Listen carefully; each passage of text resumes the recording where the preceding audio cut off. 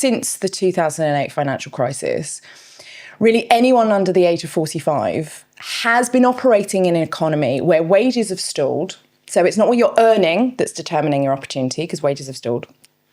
It's not what you're learning, because although we were the generation that was encouraged, as many of us, to get to university and really see education as a pathway to success, that actually the returning investment on that education is declining. It's whether you have access to the bank of mum and dad. And the real divide between anyone under the age of 45 in this country, and actually, frankly, across the world, is whether you have access to that safety net and springboard of your parents, and frankly, whether you don't. And that's really determining all sorts of things. Obviously, access to housing, but also childcare, access to childcare, access to affordable education, and all of that stuff. And it's really impacting that basically level of opportunity in the 21st century. So meritocracy, maybe like rugged individualism, as the Americans would call it, or the American dream, these kind of like, all of these ideas are very similar, right? Anyone can pull themselves up from their bootstraps. Self-made, being that kind of self-made, you can do it from wherever you're from, whatever your background, whatever your parents' education or wealth bracket, you can make it on your own and on your own terms. That there's a huge myth around that. Why is that so pervasive? I think, to call it, I'm going to say, the whole idea of a self-made man is quite a masculine idea, first off. I think it's always been, like you say, heavily influenced by the American dream and what we see in culture and movies and kind of the heroes of the age. But I think it's this idea of, that came about in the 20th century, particularly the post-war, where the kind of old aristocrats were being sort of upended. There was a new kind of universal healthcare system. There was a new universal education system.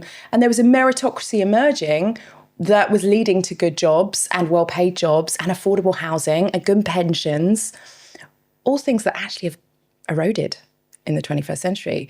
So the idea was there, and actually the data was there. There was a rising social mobility, but actually it stalled and declined in the 21st century. Do you think it's powerful branding, and that, for example, the American dream is a big pull for talented labour to emigrate there, and it also, imagine saying to your workforce, "Oh, you're fucked. Work as hard as you want. You ain't going nowhere." Do you know what? I think it's there's 2 points there. Is number one, I think, particularly in America, that whole idea of being self-made, you want to believe in that. No one wants an inheritocracy. Yeah. It's a truth no one wants to really talk about or be told about, really, because it's kind of defeatist. If you think everything is a lottery of birth, why bother?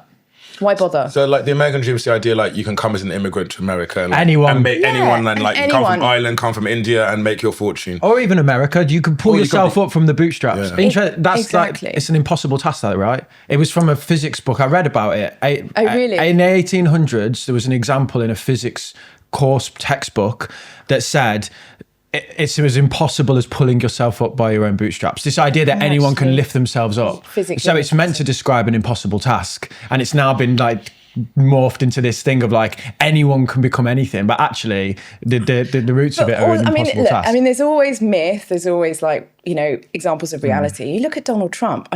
He embodies, or seemingly embodies, kind of the self-made man, the sort of American dream. But of course, that's frankly rubbish, because of course he had the bank of mum and dad, right? So I think it is a really, it serves a purpose in culture to have that idea of you can do what you want to do. And there are examples, a huge number of people I interviewed who really had no support from their parents, had no kind of sustainable education, and had made it on their own terms and in their own way and by their own definitions, right? Because this is all relative as to what you see and how you see success. So I do think it's really important we have that narrative in society, but I also think we need to be realistic about how the economic conditions are changing for young people and families. And I think that the difference between those that live on wage and those that have wealth, and that is becoming ever more divided. So I wrote this book because I was trying to understand why it was that everyone in my peer group, everyone in my, in my circle was struggling so much, but working so hard.